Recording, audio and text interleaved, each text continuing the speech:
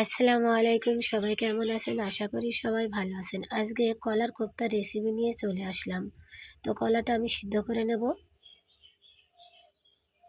সিদ্ধ করা হয়ে গেছে, এবার এক এক করে সব খোসাগুলা ছাড়িয়ে নেব।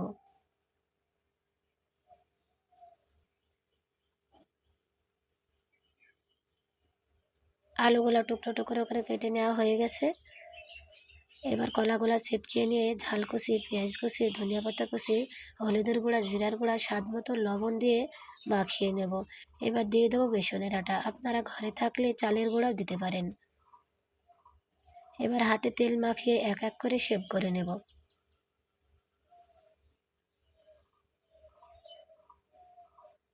হয়ে গেছে আমার। এবার কড়াই তেল দিয়ে দেব। তেলটা গরম হয়ে গেলে সবগুলা উঠিয়ে কড়াই ভেজে নেব।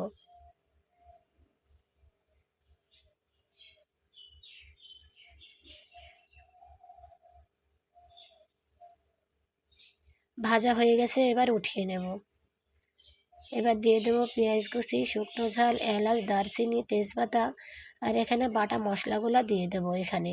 আর আগে থেকে রসুন, জিরা, আদা বাটা সব এখানে দিয়ে দিয়েছি, ভিডিও করা হয়নি। এবার আলুগুলা দিয়ে ভালো করে কষিয়ে নেব।